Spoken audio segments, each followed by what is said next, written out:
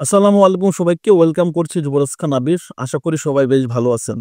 গতকালকে আপনারা already news পেয়ে গেছেন যে Brazilian centre back Jair Cunha এবং স্ট্রাইকার আপনার ইগোর জেসুসকে কিনে ফেলছে অলরেডি ডিল ডান হয়ে গেছে আপনার নটিংহাম ফরেস্টের সাথে।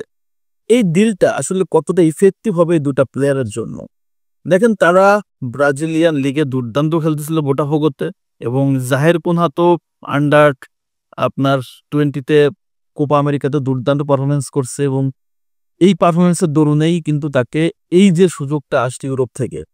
এবং নটিংহাম ফরেস্ট এই সিজনটাতে যেভাবে দুর্দান্ত পারফরমেন্স করছে সেটা আপনাকে বিশ্বাস করতে হবে যে নটিংহাম ফরেস্ট অবশ্যই নেক্সট সিজনে আরো ভালো কিছু চাইবে। তারা তাদের দুর্বলতার জায়গাগুলো কিন্তু পূরণ করতে চাইবে, কারণ তাদের স্পেশাল নাম্বার 9-এর জায়গাটা একটু সমস্যা আছে। তারা এলেঙ্গাকে দিয়ে ট্রাই করে, ক্রিস উডকে দিয়ে ট্রাই করে, কিন্তু প্রপার নাম্বার 9 তাদের কিন্তু নাই। এর জন্য তাদের মূল টার্গেট ইগোর জেসুস, যে কিনা আপনার ব্রাজিলিয়ান লিগ বোটাফোগোতে দুর্দান্ত করছে, লাস্ট কোপা লিবার্তাদোরেসের সাথে দুর্দান্ত করছে, এবং এই ফিফা ক্লাব বিশ্বকাপেও কিন্তু আপনার পিএসজির সাথে গোল করছে। ভালো ফর্ম বলতে গিয়ে ভালো টাচে আছে।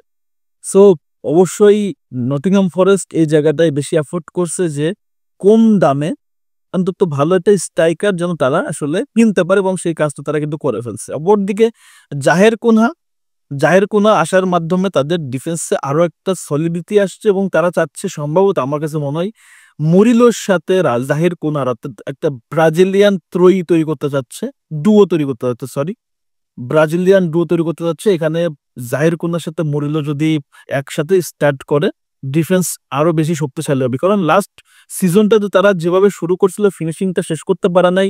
ফিনিশিংটা শেষ করতে পারলে তারা কিন্তু চ্যাম্পিয়ন্স লিগ খেলতে পারতো, কিন্তু সেই জায়গাটাকে তারা ছিটকে গেছে। তবে নেক্সট সিজনে তারা আরো ভয়ঙ্কর, আরো ভালোভাবেই কামব্যাক করতে চাইবে। সো বোটাফোগো মোটামুটি ভালোই একটা প্রফিট করছে দুটা প্লেয়ারকে দিয়ে, জাহির কুনহা এবং ইগোর জেসুসকে দিয়ে। তবে ইগোর জেসুস এবং জাহির কুনহার ক্যারিয়ারটা একটা ব্লাস্ট হতে পারে এই ইংলিশ প্রিমিয়ার লিগে এসে, কারণ ইংলিশ প্রিমিয়ার লিগ যথেষ্ট কম্পিটিটিভ একটা লিগ। এখানটাতে বড় বড় টিমের সাথে খেলা হবে, ইউরোপের বড় বড় প্লেয়াররা ভিন্ন ভিন্ন ক্লাবে খেলে, লিভারপুল, আর্সেনাল, ম্যানচেস্টার ইউনাইটেড, চেলসির সাথে যখন খেলবে, ম্যানচেস্টার সিটির সাথে যখন খেলবে এই প্লেয়ারগুলো রেগুলারলি, তখন কিন্তু তাদের খেলার ধরন, খেলার মান আরো পরিবর্তন আসবে, এবং তাদের এই জিনিসটাই পারফরমেন্সটা সহায়তা করবে ব্রাজিলে তাদের আসলে ইনক্লুশন।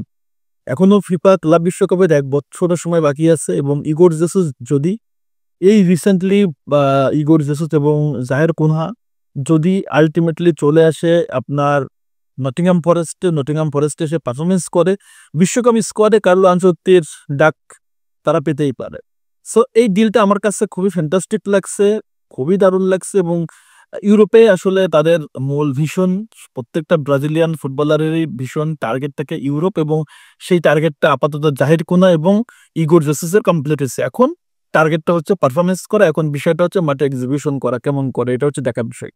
সো আমার কাছে মনে হচ্ছে ডিলটা পারফেক্টলি ডান হয়েছে, এবং এই ডিলটাতে আমার কাছে মনে হয় যে দুটা প্লেয়ারের জন্য উন্নত হবে, ক্যারিয়ার বিল্ড আপের জন্য একটা ক্যারিয়ারের টার্নিং পয়েন্ট পেয়ে গেল।